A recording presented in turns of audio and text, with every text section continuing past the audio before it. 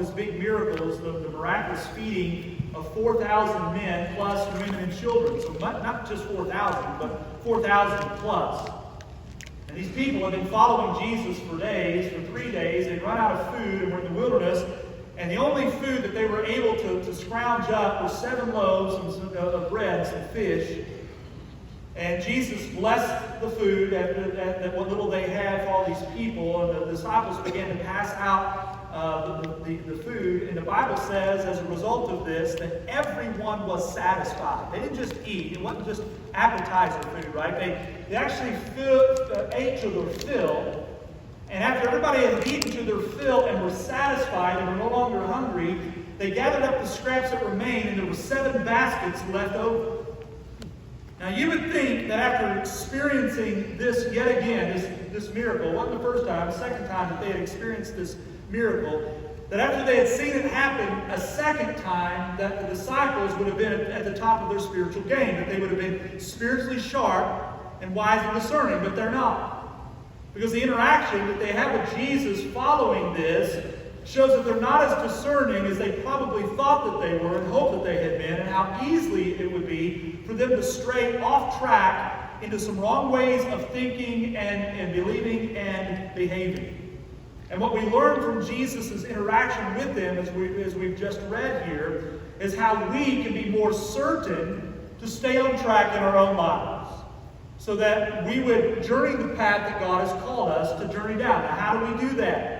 How do we know what the path is? How do we know the right way? How can we avoid jumping off the path, off the track? Well, we're going to learn 3 things today I want to share with you. And here's the first of the 3. And if you want to make sure that you stay on track and follow the path that God has led you, you and I, we need to be spiritually wise. If you want to stay on track spiritually, we need to be spiritually discerning and wise, which isn't always the easiest thing to do. It's so easy for us, as we're living out our lives and going through the routines of our day-to-day living, to stick our heads into this world and to get distracted by the activities and the relationships and the surroundings that we're going through. And there are so many things that can distract us.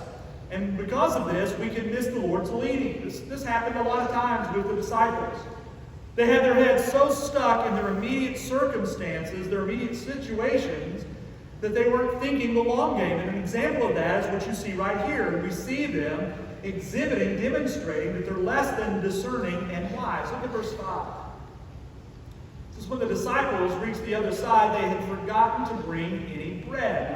Now, Matthew's just making this a statement. He's setting up what's getting ready to happen. But it's just a reminder that after the disciples had helped Jesus, as Jesus performed this miracle and fed all these 4,000 plus people, after he produced all of that food, the leftovers, there were 7 baskets full, and the disciples didn't think, well, let's take some of this with us because we're getting ready to journey to the other side of the Sea of Galilee.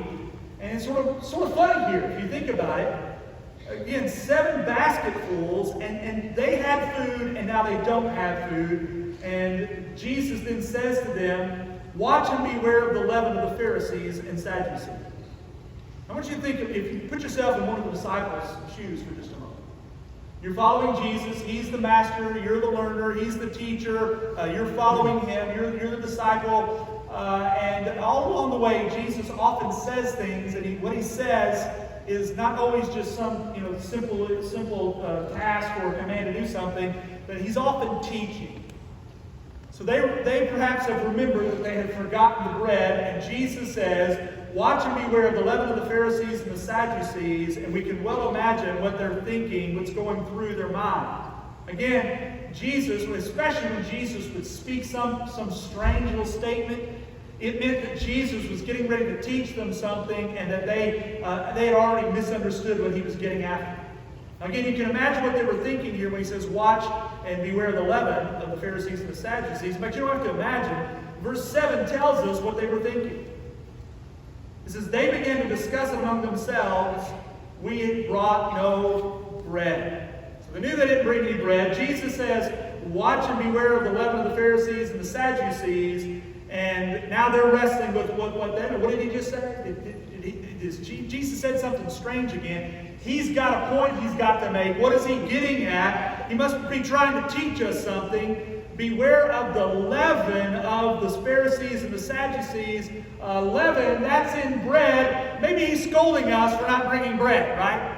You ever been like that when somebody says something to you and you think they've got a hidden alternative meaning to what they have said, and you start processing and wrestling with what is being meant here? Well, the problem for them is Jesus isn't trying to mess them up or catch them in something. He's just going to call out something about them that is very evident to him, and that is that they're not very discerning. They're not very spiritually wise. They could not see beyond their little world, beyond their circumstances, beyond their routine.